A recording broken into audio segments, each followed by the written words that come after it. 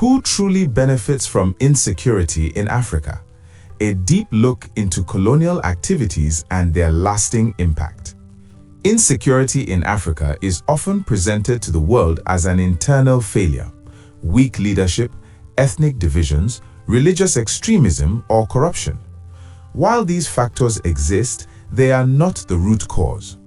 To truly understand who benefits from insecurity in Africa, one must look beyond surface explanations and trace the problem back to colonial activities, neo-colonial control systems, and global economic interests that thrive on instability. Insecurity in Africa is not accidental. It is manufactured, sustained, and exploited. Colonialism, the foundation of insecurity. Colonial European borders were drawn arbitrarily, lumping together rival ethnic groups and separating culturally unified peoples. These artificial borders laid the groundwork for endless conflicts, civil wars, and identity crises. The insecurity we see today is in many cases the direct continuation of colonial boundary violence. Colonial administrations ruled through force, divide and rule tactics, and fear. Violence became normalized as a tool of governance. After independence, African states inherited militarized structures without legitimacy, designed to protect colonial interests rather than serve the people. The arms industry, profiting from African blood. One of the biggest beneficiaries of insecurity in Africa is the global arms industry, dominated by Western and allied powers. Africa remains one of the largest importers of weapons, despite being among the poorest continents. Where do these weapons come from? The same countries that speak loudly about peace, democracy, and human rights. Wars in the Sahel, the Horn of Africa, Central Africa, and parts of West Africa provide a permanent market for arms dealers. Insecurity ensures continuous demand for guns, ammunition, drones, surveillance equipment, and military training contracts.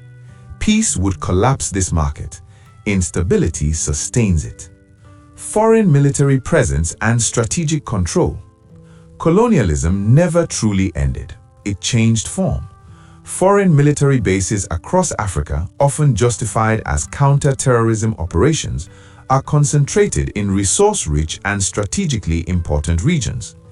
In countries plagued by insecurity, foreign troops gain unrestricted access, governments become dependent on external security support, sovereignty is weakened, local populations lose control over national decisions.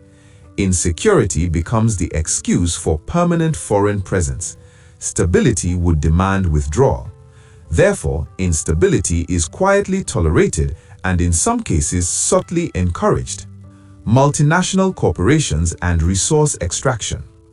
Africa's insecure zones often overlap perfectly with areas rich in oil, gold, uranium, cobalt, diamonds, rare earth minerals. This is not coincidence. In insecure environments, multinational corporations negotiate with weak states, armed groups, or corrupt elites. They secure cheap labor, tax exemptions, environmental immunity, resource contracts far below real value. Communities are displaced, forests destroyed, and rivers poisoned, all under the cover of insecurity. Chaos allows plunder without accountability.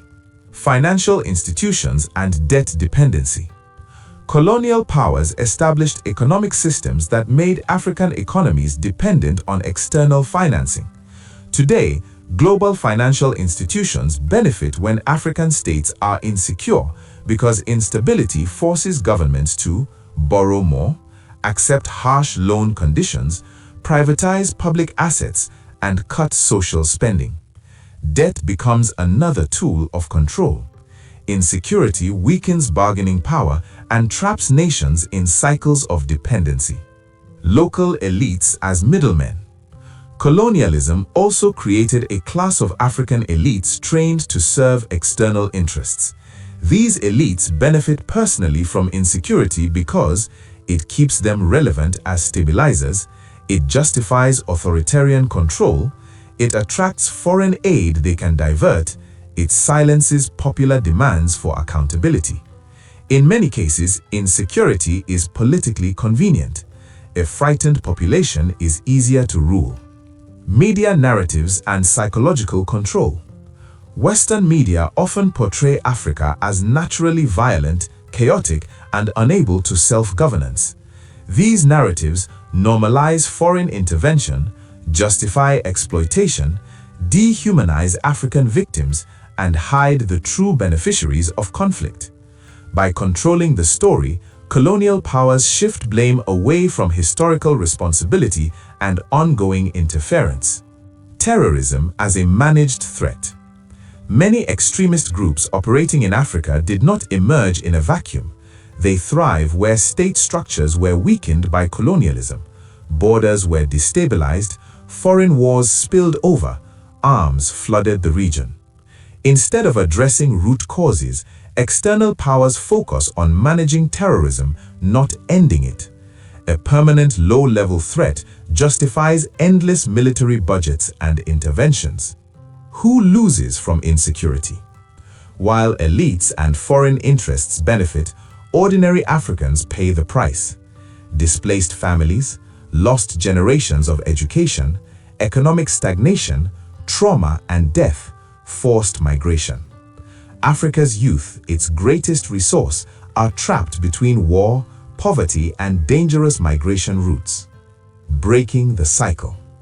True security in Africa requires deconstructing colonial economic systems, reclaiming sovereignty over resources, building independent security frameworks, ending foreign military dependency, rewriting Africa's story by Africans. Peace is dangerous to those who profit from chaos. Conclusion. Insecurity in Africa is not a mystery, nor is it an African invention. It is the afterlife of colonialism sustained by global interests that benefit from weak states, endless conflict, and cheap resources. Until Africans collectively confront not just the symptoms, but the beneficiaries of insecurity, the cycle will continue. The question is no longer why Africa is insecure, but who profits from it and why they fear a stable, united Africa.